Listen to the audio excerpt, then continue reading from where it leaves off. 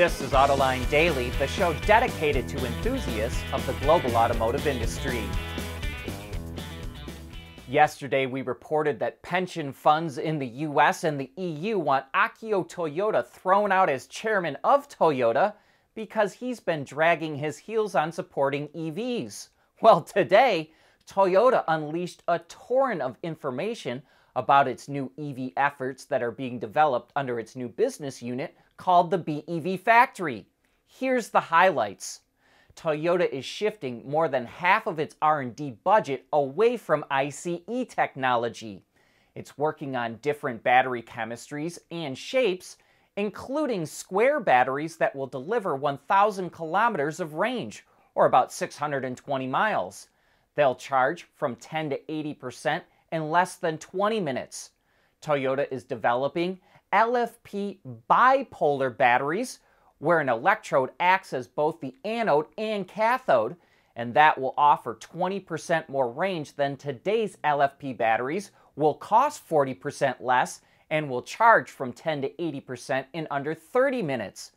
It's also claiming a breakthrough in solid-state batteries that solves their durability issues.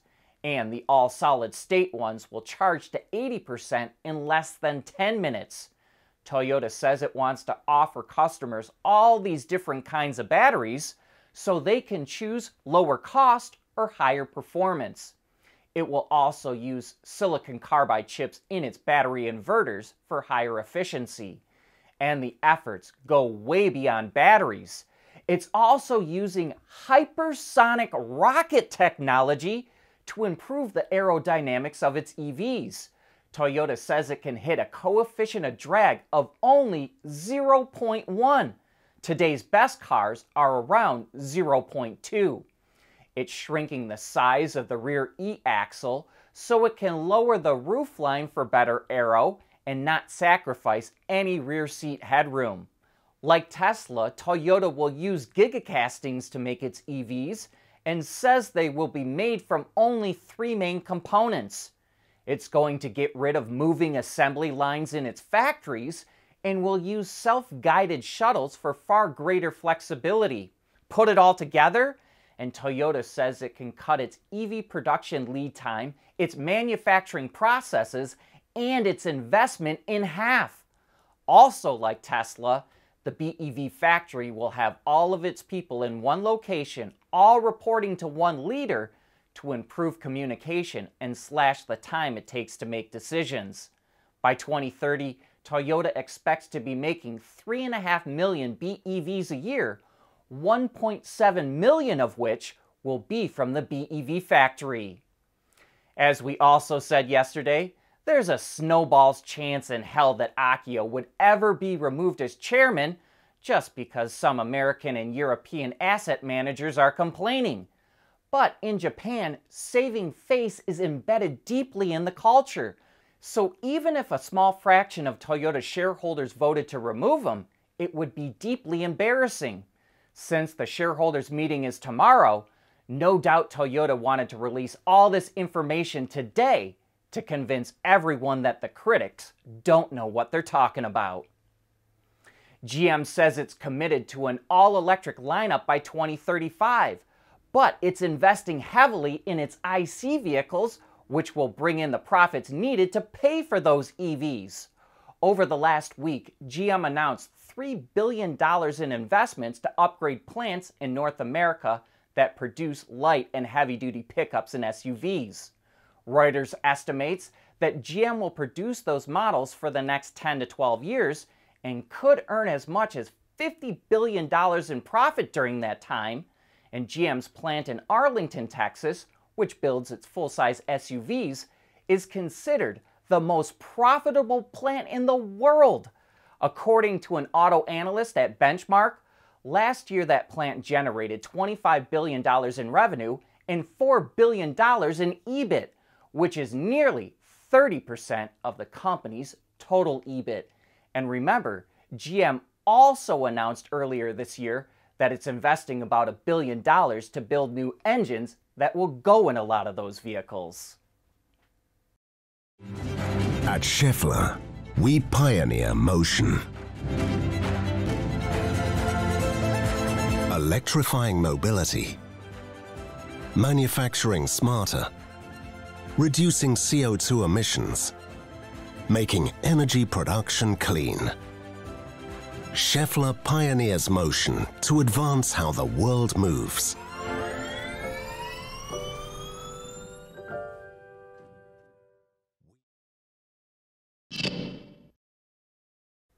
Like most automakers making EVs, Renault is going to offer bi-directional charging, which basically allows the energy stored in an EV's battery to be used for non-car related activities. The Renault 5, which comes out in 2024, will be its first vehicle with this capability, but Renault says its bi-directional charger will be available on other future EVs as well. One way to tap into the benefits of the system will require an additional power box that attaches to the home, but it's essentially the brains of the system, and it will determine whether it should recharge the battery, sell energy back to the grid, or power electronics inside the home, all while factoring in incentives from the energy market and power providers. Renault will also offer a special adapter that plugs right into the charging socket on the vehicle and has a standard European outlet on the other side, so owners can power something right from the battery.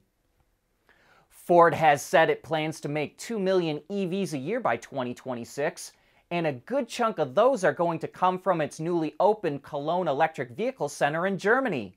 The plant was first founded in 1930, but Ford invested $2 billion to add a new EV production and battery assembly line, as well as new tools and equipment. The first EV to come out of there will be the new electric Explorer, which launches next year and is based on VW's MEB platform. The Explorer EV will be followed by a sports crossover, and while it didn't say if it too will be MEB based or not, Ford's GM in Europe previously said it would probably have two vehicles that use the platform. Ford's plant in Germany will eventually have the capacity to make over 250,000 EVs a year. Senator Joe Manchin is still ticked off how the Treasury Department interpreted mineral and battery component requirements for EV tax credits in the Inflation Reduction Act. He says the Treasury's guidance, quote, deviates from the will of Congress in at least three major respects. First, he's upset that percentages of critical minerals sourced or produced in the U.S. is not higher. He also argues that the Treasury's interpretation of battery materials discourages domestic production of battery components. And lastly, Manchin is critical that the Treasury is allowing free trade agreements involving only battery minerals to count. He says a true free trade agreement removes restrictions for substantially all trade and not just, quote, a mineral here or a mineral there. Daimler is getting ready to launch the production all-electric long-haul version of its big heavy-duty commercial truck that it sells in Europe, the Actros. Its official name is the e-Actros 600, and that number refers to its 600-plus kilowatt-hour LFP battery pack. Range is expected to be around 500 kilometers or 310 miles, but it doesn't say if that's with a full load or not.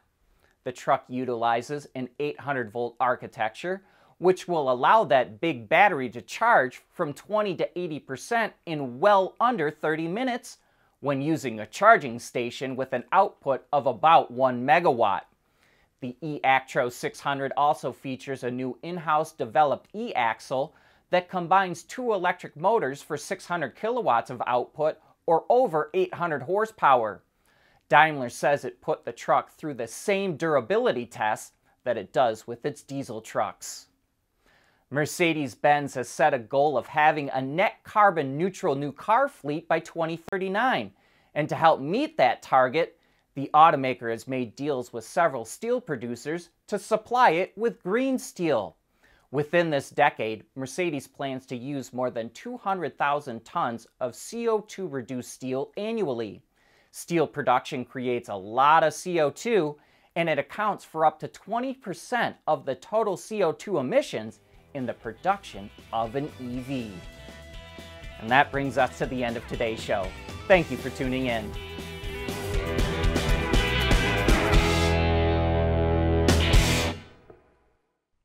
Autoline Daily is brought to you by Bridgestone, solutions for your journey.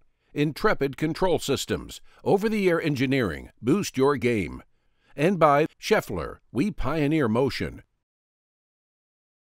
We want to know, what drives your testing? OTA, connected car, diagnostics, remote testing. Intrepid Control Systems is here to help you work from anywhere. Intrepid Control Systems, driven by your data.